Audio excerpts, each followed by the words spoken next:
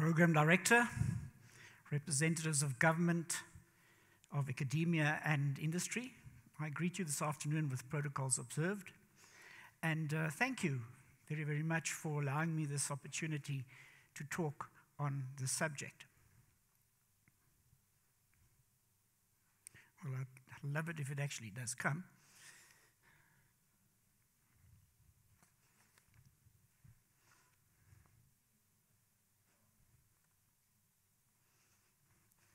Can we get assistance, please? Technical assistance? Thank you. Yeah. No, brothers, we can't be talking about skills and struggling. Hey, there we go. So, this is an interesting subject, artisans for Industry 4.0. And if we go back to an earlier speaker, I think this must be a non-event because it was sort of mentioned that artisans in the future will no longer be required. But in the short space of time, I'd like to prove that wrong. And I'm going to start with a story because, you know, one can take a long time to speak about stuff, or you can make it quick. And it makes me think of my two young boys when they were still young. I used to tell them a story every night. And the stories became longer and longer, and their expectations became more and more, to the point that I sometimes fell asleep before them. Then I came up with a strategy, and my stories went like this. A long time ago, they lived happily ever after. And with that, I said good night, and it took about 2 or 3 nights before they realized, hey, this is not working for us. But be it as it may, I will not be that short this afternoon. I will actually use my 20 minutes to the full. And this is my agenda that I'm going to handle for you this afternoon. A quick intro on Industry 4.0, really a brief overview. I think it's a topic that is extremely relevant, and it's something that we can unpack. Then the higher level of complexity in Industry 4.0, and then most important, the human factor, something that will never ever be neglected, and I would like to just talk 1 or 2 slides on that one. Then Qualification 4.0 is how we're going to capacitate the different stakeholders and people contributing towards this industry to be able to take full advantage of this opportunity. And then there will be a short Q&A session at the back. So disruptive changes to business models that have a profound impact on employment landscape will have over the coming years. So many of the drivers of this transformation currently affecting industries are expecting to have significant impact on jobs, for job replacement, even job enrichment, and this is the bottom line for us to have increased productivity and to widen our skills gap. So the approach here is to look at currently what is there, and from there go on to see what do we need to do in the future to be able to capacitate everybody to take full advantage of this. So in many industries and even countries, the most in-demand occupations currently did not even exist 10 years or even maybe 5 years ago. And there's a very popular statement that comes the following, that 65% of children currently entering primary school will ultimately end up in a job that does not even exist today. And this is where we're going with this. So there's a rapid involvement in the employment landscape, and the ability to anticipate and prepare for us is extremely important so that we can take advantage of this major trend that we are experiencing right now. So, I've got some props as well. Who knows what this is? Yeah? Who has had the brick, right? Yeah? This is my first cell phone, and it still works. No, I'm only joking. It's not working. Bottom line here is and if you look at my current phone, this one over here, you can imagine the differences between. Now, what I'm saying here is, as far as the cell phone has changed our communication landscape, so will Industry 4.0 change our production and even the way we live on a daily basis. Very important. Just as an idea, I had a look on my phone, and on average, they say a person uses 9 apps, right, per day on a phone. In a month, an average of 30, and those 30 apps only represents between 30 and 50% of the total amount of apps that you have on your phone. Okay, what it can also, of course, do is phone. which is what this could do in the beginning. But it just shows you how technology has changed over the last while.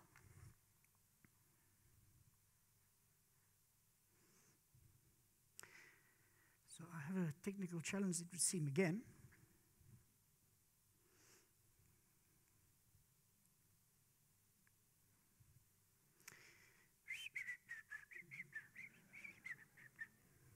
Okay, please give us a hand there.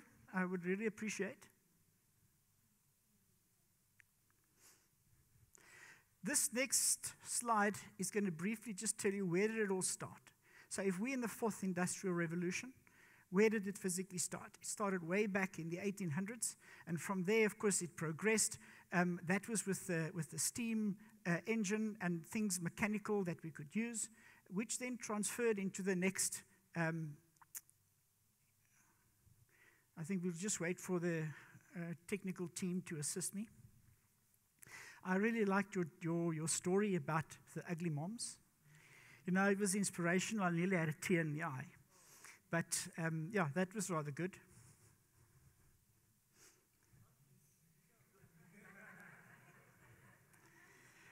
Yeah. A tap dance? Mm-mm. But you talk about a tap dance. You know what? As a New Year's resolution, I said to my wife, you know what we're going to do? We're going to do dancing lessons. So we went to Arthur Murray, and we've been now doing the cha-cha and all those things. And it's a great thing, guys. I must give you this some advice. Quality time with your wife is probably the most and the best investment. And if you can do things like that together, it improves all aspects of your life.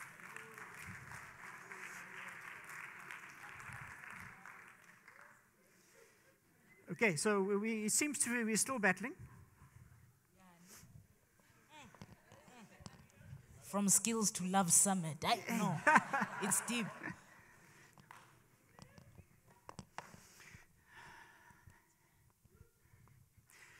I just feel pressed and burdened to make an apology on behalf of the system.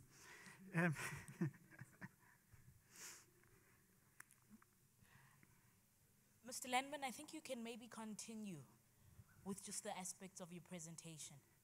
All right, I can do that. Okay. I've just got some notes that I would like to refer to, if it's okay. No, with pleasure. Absolute pleasure. And as soon as we're back live, we can go from there. Cool.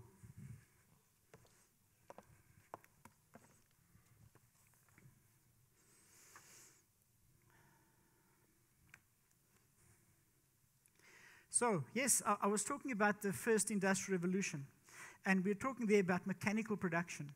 So if one can remember the old horse and cart, and then suddenly have something like a steam-driven engine that could create movement without a person being involved, that was sort of termed the first industrial revolution.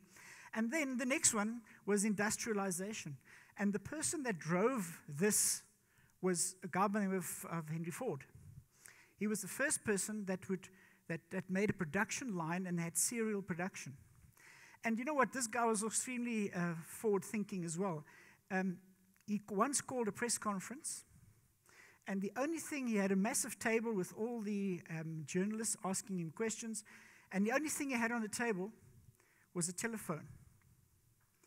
And he challenged them to say, listen, any question that you would like to ask me, go for it.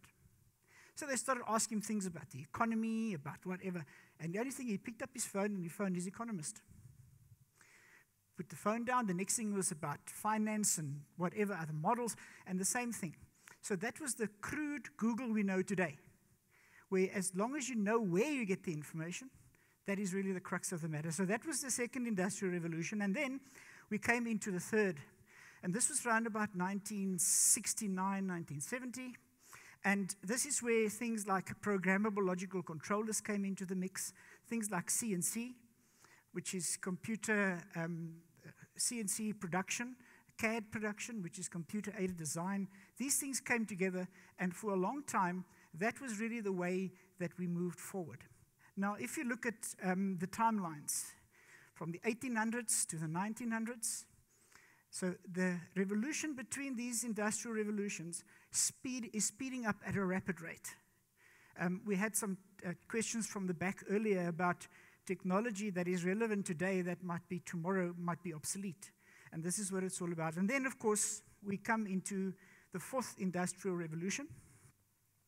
And it's all about cyber-physical systems. A cyber-physical system, and I'm really improvising my presentation right here, is something that you give something intelligence at a very low level. Let me explain by virtue. Oh, we're back. Okay, so there we are. Okay, cool. I would like just to go to there. So we've gone through the cyber-physical systems, and the next thing I'd like to just show you is that the first and the third was technical innovations. In other words, physical items that was, the second and the last is more about organizational inventions. But at the end, we are looking at one thing. It's obviously productivity and complexity that gets involved when you do that. So, just a slide in my research that I got is if I look at that education, it shows you how was these skills imparted. You had the journeyman, if you look on the left-hand side there, all the way through to what we term today. Today it's categorized by a national movement and formal curriculum standards. National movement is extremely important. We need to, as a stakeholder body, need to get together to be able to form a national policy on Industry 4.0. Now, in 2016 at Davos, South Africa gave that commitment that they will embrace and move forward in Industry 4.0.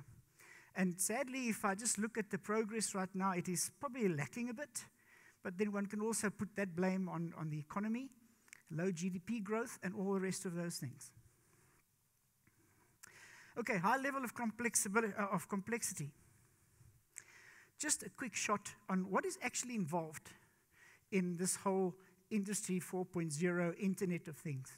And you get things like the Internet of Things, the Internet of Data. Now, data and the cloud is quite a relevant subject right now. We are saying currently that data is the next gold. And if you have the data and you can use it, your ROI is going to be extremely high. One thing about the cloud, I recently did a presentation in Cape Town. When I mentioned cloud, everybody ran outside, but they couldn't see anything. Okay, that was a joke. Come. Anyway, so there's Internet of People. I think everybody here is on social media with Instagram, Facebook, and all these funny stuff. And then the Internet of Services. You look at things like Uber, very, very important. Probably the only taxi company in the world with no taxis. You got Airbnb, the same thing, a real estate company with no real estate, but making billions in turnover. So these are the things that we are working with right now. But I want to give you that little picture. And what that picture shows is the value chain in Industry 4.0. If you populate that, this is what you get.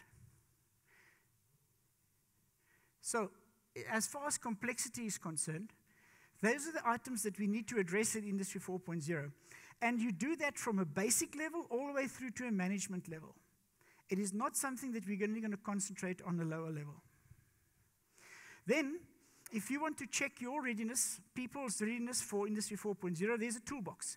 And the toolbox, if you look at it, has got on the one side production, and on the other side has got products.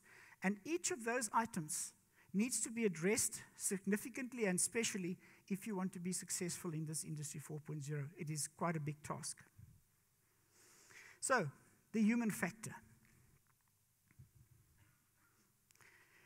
One guy once said, and it's actually a colleague of mine, he said this: at night, when the lights go out and people leave, you have a building.